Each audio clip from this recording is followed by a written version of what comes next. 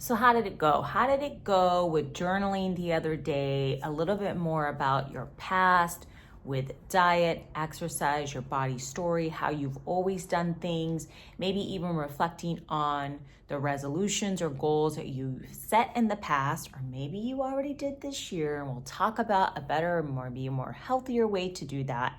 But the ones that you set in the past or even this year around body and food. How was it to take a look at it? Now, the last time I was with you a day or so ago, we talked about my little saga of the plant that lived here for many years and did great, but I didn't realize that the roots were not actually thriving. And eventually it started to show itself. And eventually I had to cut my losses and propagate it into a new situation. But before I got it to be here with lovely roots growing, I made the folly of putting it into a container where the light couldn't get in.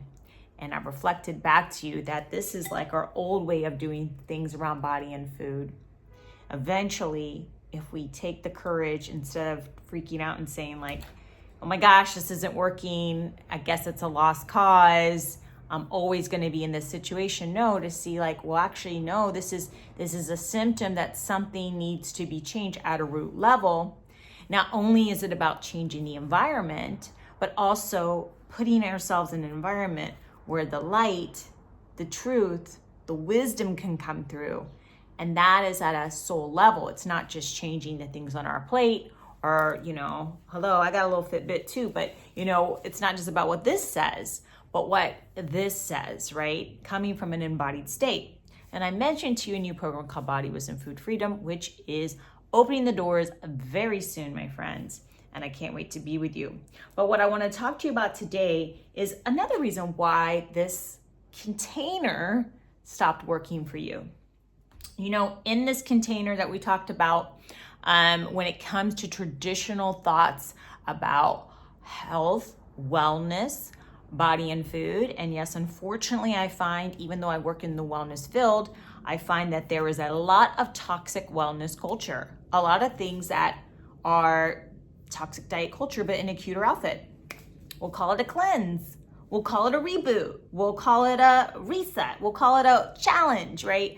But it's not really changing how we relate to body and food. We're still feeling afraid of food. We're still feeling, afraid of our bodies. We're still feeling afraid of gaining weight. Like that would be the worst thing that could ever possibly happen to us in the world. So there's a lot of fat phobia that gets, passed on. So there's a lot of fear. So what I want to share with you today that is the opposite of that, right? Opposite of all of this controlling kind of energy is about trust. How can we start to trust our bodies again? How can we start to trust our relationship with food instead of thinking of all the ways of like, oh my gosh, what could food do to me? What can food do for me? What are all the ways in which I can't trust my body to how can I start to listen to the innate wisdom of my body? How can I rebuild my relationship with intuition so that I don't have to be boxed up, okay? I can start to, for a while, remove myself at least from the things that I used to do, hopefully a lifelong change, but before I sort of replant myself, okay, back into, I guess, a new relationship with body and food. It's a tricky thing because we don't ever want to go back to the old way, but we eventually want to replant our roots. We don't always feel like, I've been uprooted, but in that shifting and that metamorphosis stage, right? That alchemy is taking place. Like, how can I start to, in this bridge over, okay? How can I start to build this trust?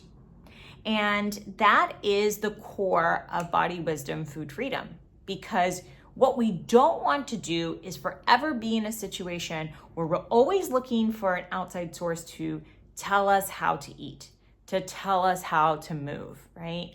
So what are one of the key ways that we can do that is by having the willingness to explore, to be a nutritional explorer, as my mentor Mark David would call it, to be in conversation with our body, right? And to be in true relationship with our body.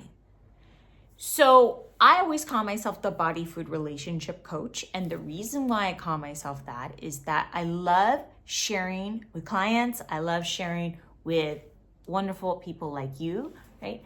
That at the core of what we're doing, instead of just doing diet and exercise, weight loss mentality, okay? When we break away from toxic diet culture, is that we're stopping that and we're rebuilding the relationship between body and food, that it's truly a relationship, right? If you were in a toxic relationship with your partner or in a marriage or even in a business capacity, right? Anybody really, right? You don't want to keep stewing in this same piece. Maybe you go for outside help with a therapist or a coach, okay? Or you do some kind of a program to help to rebuild that, to build the relationship. And you would look probably at what are the core elements, right, of what you would want in a healthy relationship. Perhaps it's, better conversation skills, better communication skills, loyalty, trust, a sense of humor, knowing that I can count on the other person, right? You're going to be there for me when, the shit hits the fan, and vice versa, right? Those kinds of things. There's going to be at the core respect. I'm going to have respect for you. You're going to have respect for me. I could go on and on, right? But the same thing is true with our relationship with body and food. Relationship, if we don't have those core elements, some of them that I just listed, in that connection with body and food, again, I know this is different than traditional diet culture, but traditional diet culture is having our leaves turn yellow, friends. It ain't working. Okay, we're ready to be green and thrive. Let's do it in 2020. Oh, I like that. Green and thrive in 2025. That is very cute. Okay, I love a good rhyme. Anyways, I'm getting off track. But if we want to be able to thrive in that way, we can't keep doing this old thing. Every time that I go back to, okay, I'm gonna discipline you, body, I'm gonna take away all the fun forever and ever, because the most important thing is that you weigh this number. Doesn't matter that I'm not really connecting to my authentic appetite. Doesn't matter that I'm, not feeling joy in my body when I move. All I care is about how it looks on the outside. That's like a relationship that looks cute for the, the Christmas card or the Hanukkah card, but as soon as the video shoot or the photo shoot's over, you're like at each other's throat, right? We don't want to just look good for the camera. We really want to have that core be good. And sometimes it's about pulling things out, doing the heavy lifting so that the roots can be solid and beautiful. And then once the roots are solid and beautiful, then they can come back into some fertile soil where the whole plant is just gonna be beautiful, okay? Now, beautiful doesn't mean that we have to live by some societal standard. Again, we're not looking on the aesthetics of like, it means that I have to, weigh 110 pounds or I don't have any worth. No, again, we're not doing things for just what the societal messages at that time. And that's always a moving target anyways. I could go a lot of places with you guys, but I want to keep this short and sweet. No, instead we want what is truly healthy. Okay, and that comes down to what's the core element, I think, of any relationship is trust. Trust. When you can have trust, everything else can build from that. When I know I can lay my head on the pillow at night and you really have my back and I really have your back, we've got this, right? We got this trust. Friendship, romantic, business, whatever. Trust. And it's the same for a relationship with body and food. For these roots to really grow strong and healthy, the trust has to be there. And we cannot build the trust when we're constantly berating ourselves, constantly looking for the next diet, and especially when we're just focusing on control. Control is not trust. If I only think my partner's gonna be loyal to me when I've got my freaking foot on their neck and I'm controlling every movement that they're doing, that's not trust, that's not love. That's control. That's control. That's not, I know that like I'm out, you're out, but we're good. Very different, right? Control is not the same as trust. So what I want to leave you with today, and again, I'll be back in about a day to talk about this last little element, and then I'm going to really share with you more about body wisdom, food freedom, because I really want you there. I want you to journal a little bit for me today about trust. Where would you rate your current level of trust with your relationship with body and food? And I want you to be honest, okay? This is not to impress me. This is for you, my friend, okay? This is for you to dig a little deeper. What's going on in this soil, baby? Dig a little deeper and really think about, how is that level of trust? You know, am I afraid that if I'm not on some strict plan or program that, you know, it's all gonna go to hell, or I can't trust myself to make good and nourishing choices for my body. I can't trust that I can, you know, explore nutritionally and figure out, oh, this works for me and this doesn't. I can't trust myself that unless it's a very strict and disciplined and very to the nose workout plan, that, you know, I'm just not going to move my body, right? Where has that element of trust been lost? How would you rate it?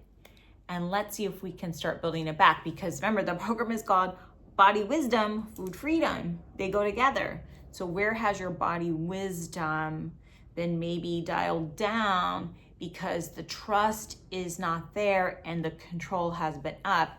And I want to first say, while you're doing this, though, please be kind and compassionate to yourself, because your level of trust, okay, is not only your doing. What I mean by that is that we are conditioned for so many years around our story around body and food, from society, from the people in our lives that create these beliefs around body and food. But we can change our beliefs and we can change the core of those. But we first kind of have to see what's been circulating. So that's it for today. I'll be back soon, and let me know how this goes for you. But again, trust is the element, the core element that's going to build these roots that you want and deserve.